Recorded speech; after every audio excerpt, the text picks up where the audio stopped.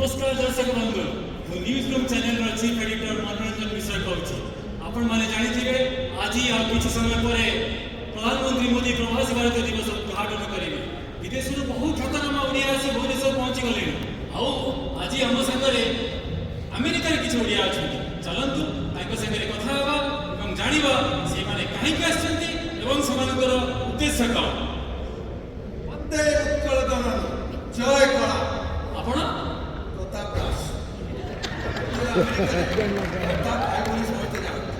दीर्घ 50 वर्ष प्रताप बाबू आम शुणीचु आपप्रेमी टिके नुहे गत 4-5 दशंधि धरी ओडिया कला आ ओडिया संस्कृति की ओडिसी नाच आ ओडिया संगीत माध्यम अमेरिका परिप्रकाश करने बेस यत्नवान है। प्रताप बाबू से सब तो है कि जाना चाहिए कि आप बापी जहरी भाई बेकर बाद्यमाला सब कहीं पकई मनोरंजन आप भल क्वेश्चन पचार आम हेलु टे कलाप्रेमी लोक जदिव तबला बजावर पारंगमता अच्छी सहित भायोलिन वीणा हारमोनियम ये सब बजावर बहुत आग्रह। प्रताप बाबू कला को छाड़ी प्रवासी ओडिया मैंने ओडिशा को आउ कौन सब अवदान देते बेस किसी अच्छी आप देखो Kalinga hospital Utkal hospital Amritdhara palliative care software development and support ये सब काम केतेक प्रवासी ओडिया बेस कर्मरत अच्छा।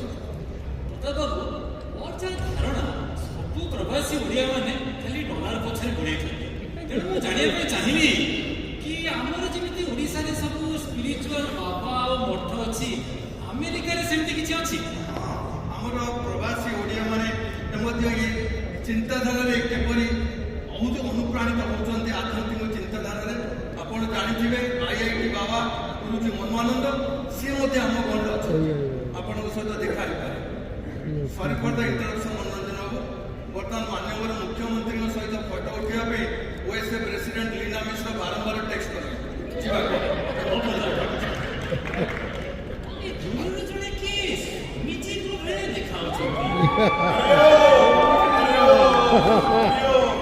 अरे ये तो कैलिफोर्निया मनोज भाई मनोज भाई आपने महान परिवर्तन के बैठे हुआ 5 वर्ष पूर्वे सपरिवार सह जाइए साउथ अमेरिका पर्वत उपरे बुलला बेले गभीर मग्न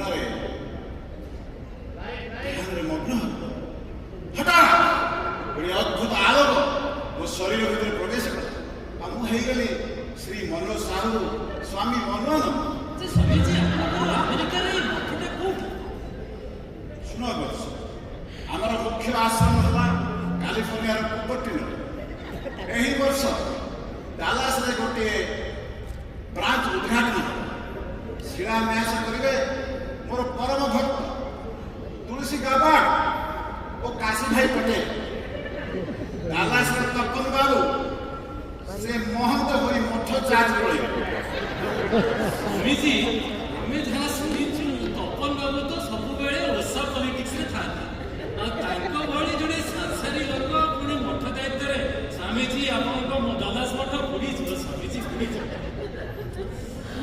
ये हला मूढ़ा दृष्टि विमूढ़ानां पश्यन्ति ज्ञान चक्षुषा अध्यात्म ज्ञान भाग जो तुम्हें माने देखी पार परमार्थ सत्य प्रतिभाषण सत्य यहाँ जे तपन बाबू वर्तमान महाप्रस्तर अच्छा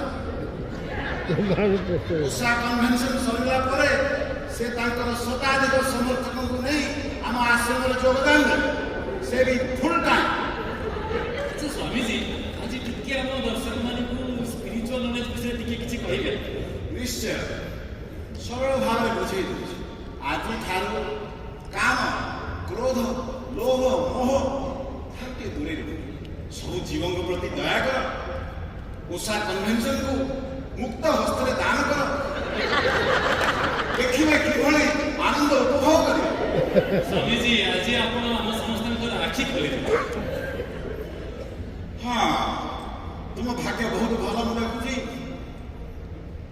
निश्चित पूर्वजन्म किसी सुकृत रही तेणुकरी ए प्रकार अनुभव अशुणा वाक्य शुणी पार हौ मु चलनी महाकुंभ मेला ତ୍ରିବେଣୀରେ ବୁଡ଼ ପକାଇ ଫେରିଯିବି ଆମ ଆଶ୍ରମ କାଲିଫର୍ଣ୍ଣିଆ। ଆଜ୍ଞା ପ୍ରବାସୀ ଓଡ଼ିଆ ମାନଙ୍କୁ ମାନିବା ପାଇଁ ପଡ଼ିବ। ଇଭିନ୍ ସ୍ପିରିଚୁଆଲ ଦିଗରେ ମାନିଗଲେ। ହଁ ପ୍ରତାପ ଭାଇ, ହଁ ଆଜି ଧର୍ମେନ୍ଦ୍ର ପ୍ରଧାନ ସହ ଦେଖା ହେଲା। କୋଉଠି? ନାଇଁ ହୋଟେଲ ନେଇଫେୟାରରେ ନୁହଁ, ପାଣି ବିହାର ଉଦ୍ୟା କ୍ୟାଣ୍ଟିନରେ। ଆପଣ ତ ଜାଣିଥିବେ ଉଦ୍ୟା କ୍ୟାଣ୍ଟିନ ଧର୍ମେନ୍ଦ୍ର ବାବୁଙ୍କ ପୁରୁଣା କୋଠି। ହଁ ଫଣ୍ଡ ରେଜିଂ ଠିକ ଚାଲିଛି। ହଁ ଆପଣ କାଲି ଆସନ୍ତୁ, ଆମେ ଯିବା ଡକ୍ଟର ଏସ୍.କେ. ଦାସଙ୍କ ପାଖକୁ, କଳିଙ୍ଗ ହସ୍ପିଟାଲ। ଜାଣିଲେ ମଉସା ଟିକେ ବେଶୀ ଡୋନେସନ ଦେବାକୁ କୁନ୍ଥଉଛନ୍ତି, କିନ୍ତୁ ସେ ତ ବଡ଼ ରଥ ଲୋକ, କିନ୍ତୁ ଆମେ ଦି ଜଣ ମିଶିକି ଗଲେ ସେ ଭଲ କି ଦେବେ। ହଉ ମୁଁ ରଖୁଛି। ଆଚ୍ଛା ଆପଣଙ୍କ ପରିଚୟ? ପାଡ଼ି ତାପଣ ପାଡ଼ି। ତପନ ବାବୁ, ଆପଣଙ୍କ ବିଷୟରେ ଆମେ ବହୁତ ଶୁଣିଛୁ। ଆମେ ଶୁଣିଛୁ ଆପଣଙ୍କର ଆମେରିକାରେ ଗୋଟେ ଆର୍ଟିଫିସିଆଲ ଇଣ୍ଟେଲିଜେନ୍ସ ମାନେ ଏଆଇ କମ୍ପାନୀ ଅଛି। ତେଣୁ ମୁଁ ଜାଣିବା ପାଇଁ ଚାହିଁବି କି ଏଆଇଟା କ'ଣ? ଆଜି ଟିକେ ସଂକ୍ଷେପରେ ଆମ ଦର୍ଶକମାନଙ୍କୁ କହିବେ। ବହୁତ ଭଲ ପ୍ରଶ୍ନ। ଦେଖନ୍ତୁ, ଏଆଇ ମୂଳ ହେଉଛି ଡାଟା। ଆମ ଏଆଇ କମ୍ପାନୀଟା ଚୋର, ଖଣ୍ଟ, ତସ୍କର ଧରିବା ପାଇଁ ଆମର ହେଉଛି ସ୍ପେଶାଲିଟି। ତେଣୁ ଆପଣଙ୍କର ସିସିଟିଭି ଭିଡ଼ିଓ ହେଲା, ସିକ୍ୟୁରିଟି କ୍ୟାମେରା ଫୁଟେଜ ହେଲା, ଏଗୁଡ଼ା ହେଉଛି ଆମର ଡାଟା। କିନ୍ତୁ ଆପଣ ଏ ଡାଟାକୁ ନେଇ କରିବେ କ'ଣ? ଆମେ ସେ ଡାଟାକୁ ନେଇକି ଏଆଇ ମେସିନ୍ ଭିତରେ ପକେଇବୁ। ଆପଣ ଯେମିତି ଲୁଗାକୁ ନେଇକି ୱାସିଂ ମେସିନରେ ପକାନ୍ତି, ମେସିନ୍ ଡାଟାକୁ ଘାଣ୍ଟିବ। ମାନେ ଘାଣ୍ଟି ଦେବେ, ସେଥିରୁ ବାହାରିବ କ'ଣ? ଡାଟାକୁ ଘାଣ୍ଟିଲେ ଧୂଆ ମୂଳ ଅଲଗା ହେଇଯିବ। ଏଆଇ କହିଦେବ ଭଦ୍ର କିଏ, ଚୋର କିଏ। ଆପଣଙ୍କ ସେଲଫୋନକୁ ଆଲର୍ଟ ଚାଲିବ। ଆପଣ କହୁଛନ୍ତି ସିଧା ସେଲଫୋନ କଲେକ୍ଟ ପାଇଁ ଆସିବ? ଆପଣଙ୍କୁ ଗୋଟେ ଛୋଟ ଉଦାହରଣ ଦେଉଛି। ନିଶ୍ଚିତ। ଆପଣ ତ ମନେ ଥିବ, ପ୍ରଧାନମନ୍ତ୍ରୀ ମୋଦିଙ୍କର ଆର ମାସରେ ଗୋଟେ ମିଟିଂ ହେଇଥିଲା ବ୍ରହ୍ମପୁର। ମୋହନ ମାଝୀ ସରକାର ଆମକୁ ସିକ୍ୟୁରିଟି ଆଡଭାଇସ୍ କରିଥିଲେ। ଆଚ୍ଛା, ଆପଣ ତ ଜାଣନ୍ତି ସରକାରୀ ମିଟିଂ ହେଲେ ବିରୋଧୀ ଦଳଙ୍କ କାମ କଣ? ବିରୋଧୀ ଦଳର କାମ କ'ଣ? ମୁଣ୍ଡା ପଟେଇ ଗଣ୍ଡଗୋଳ କରିବା, ନହେଲେ ପଚାରଣା ଫୋପାଡେ। ମନୋରଞ୍ଜନ ବାବୁ, ଆପଣ ଠିକ ଧରିଛନ୍ତି। ଆପଣ ତ ଗୋପାଳ ମହାପାତ୍ର ନାଁ ଶୁଣିଥିବେ। ଗୋପାଳ ମହାପାତ୍ର, ସିଏ ତ ଗୋଟେ ଖଡ଼ଗପୁର କୁଖ୍ୟାତ ଗୁଣ୍ଡା।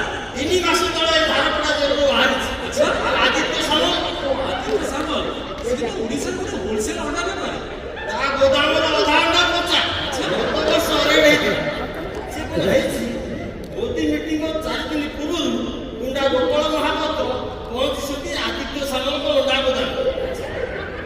ଦେଖନ୍ତୁ, ଗୋପାଳ ତ ସେଠି ଅଣ୍ଡା ଭୁଜିଆ ଖାଇବାକୁ ଯାଇନାହାନ୍ତି। ତେଣୁ ଆମେ ଏଆଇକୁ ଡାଟା ଫିଡ୍ କରିଦେବୁ। ମୁଖ୍ୟମନ୍ତ୍ରୀଙ୍କ ସେଲଫୋନକୁ ଆଲର୍ଟ ଚାଲିବ।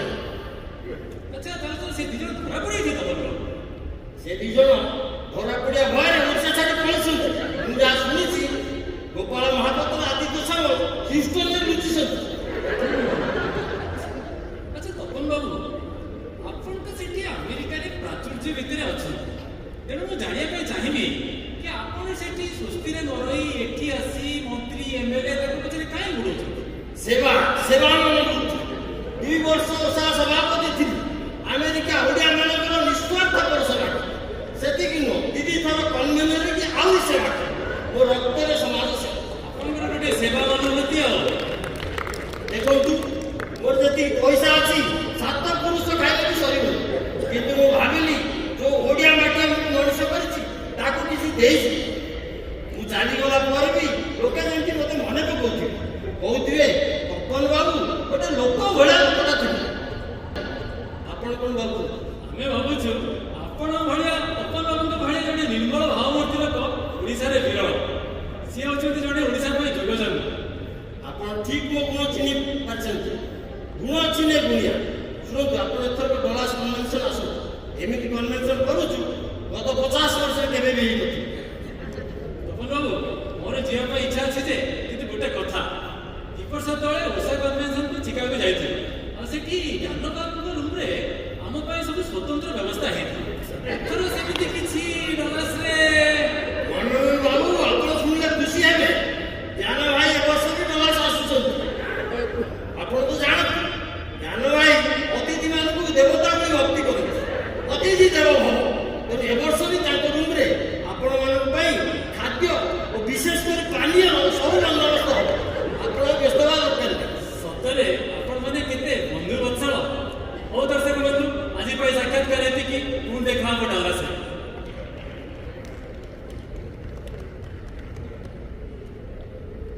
ये तो भाइयों और बहनों, हमें युद्ध नहीं, हमें बुद्ध चाहिए।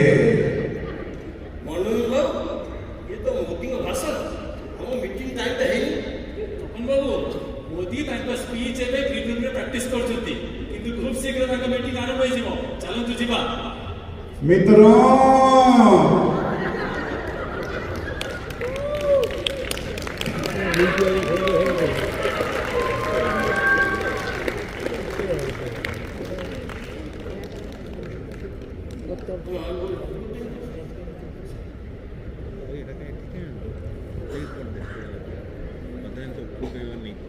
Thank you.